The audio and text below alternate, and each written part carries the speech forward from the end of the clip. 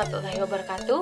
Perkenalkan, nama saya Irma Amalia, mahasiswa program studi Pendidikan Teknologi Informasi Universitas Muhammadiyah Tasikmalaya. Pada kesempatan kali ini, saya akan sedikit mengulas mengenai materi filsafat idealisme. Filsafat idealisme terdiri dari dua kata, yaitu filsafat dan idealisme. Filsafat merupakan sebuah studi yang dilakukan untuk membahas suatu fenomena-fenomena tertentu yang ada dalam kehidupan dan tentunya ada dalam pemikiran manusia, di mana pemikiran tersebut dilakukan secara mendalam dan mendasar, kemudian dijabarkan secara teoritis. Selain itu, pengkajian mengenai fenomena-fenomena ini dilakukan juga secara kritis. Idealisme sendiri merupakan sebuah pemikiran filosofis yang terbukti sudah memberikan pengaruh yang cukup besar terhadap dunia pendidikan selama beberapa abad ini. Sebelum menjadi aliran filsafat, idealisme sebenarnya pemikiran-pemikiran idealisme sebenarnya sudah dikenalkan oleh seorang tokoh yang terkenal, tokoh filsafat yang terkenal, yaitu Plato. Dengan berbagai gagasan-gagasannya mengenai idealisme, hingga saat ini Plato dijuluki sebagai bapak idealisme. Untuk memahaminya lebih jauh lagi, perhatikan pemaparan materi mengenai filsafat idealisme berikut ini. Seorang tokoh pendidikan terkemuka asal Amerika, Herman Horn, mengatakan bahwa idealisme merupakan sebuah pandangan yang menyimpulkan bahwa alam sebagai ekspresi dari pikiran. Ia juga mengatakan bahwa substansi dari dunia ini adalah alam dari pikiran. Herman Horn juga berpendapat bahwa hal-hal yang bersifat materi dapat dijelaskan melalui jiwa. Senada dengan pendapat yang dikemukakan oleh Herman Horne, Ahmad Tafsir juga mengemukakan bahwa kajian dari filsafat idealisme adalah sebuah doktrin yang mengajarkan bahwa hakikat dunia fisik hanya dapat dipahami dalam ketergantungannya pada jiwa dan spirit atau ruh. Pendapat tersebut bisa dikaitkan dengan penerapan kata idea pada idealisme yang berarti sesuatu yang hadir dalam jiwa. Pendapat mengenai filsafat idealisme juga dikemukakan oleh seorang sejarawan, penulis dan pendidik Advent terkemuka, George R. Knight. Ia mengemukakan bahwa idealisme pada awalnya merupakan suatu penekanan pada realitas ide gagasan, pemikiran, akal pikir daripada suatu penekanan pada objek-objek dan daya-daya materi. Idealisme lebih menekankan pada akal pikir atau mind sebagai hal dasar atau lebih dulu ada bagi materi, dan bahkan menganggap bahwa akal pikir merupakan sesuatu yang nyata, sedangkan materi adalah akibat dari apa yang ditimbulkan oleh akal pikir tersebut. Dari pendapatnya tersebut, George mengungkapkan bahwa idealisme sangat berlawanan dengan materialisme, di mana materialisme berpendapat bahwa materi merupakan sesuatu yang nyata dan ada, dan akal pikiran merupakan sebuah fenomena pengiring atau tambahan.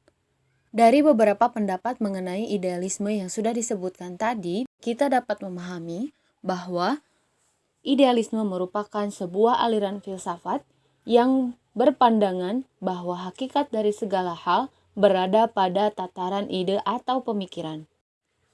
Dari idealisme juga dapat dipahami bahwa realitas yang berwujud sebenarnya lebih dulu ada dalam realitas ide dan pikiran, bukan pada hal-hal yang bersifat materi. Meskipun memiliki pandangan yang demikian, idealisme tidak mengingkari adanya materi. Idealisme menganggap bahwa materi menjadi bagian luar dari apa yang disebut sebagai hakikat terdalam, yaitu akal atau ruh.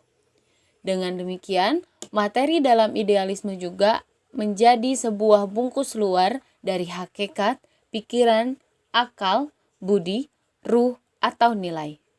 Seperti yang sudah disebutkan sebelumnya, idealisme sebenarnya sudah dikenalkan sejak dulu oleh seorang tokoh yang bernama Plato. Hingga saat ini, pemikiran idealisme ini selalu identik dengan tokoh tersebut.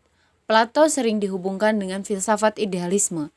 Pandangan seperti ini muncul mengingat bahwa pada dasarnya Plato merupakan bapa filsafat idealisme atau pencetus idealisme seperti yang sudah disebutkan di awal pembahasan tadi. Menurut Plato, hakikat segala sesuatu tidak terletak pada yang bersifat materi atau bendawi, tetapi sesuatu yang ada di balik materi itu, yaitu ide atau pemikiran. Ide bersifat kekal, imaterial, dan tidak berubah. Walaupun materi hancur, ide tidak akan ikut musnah.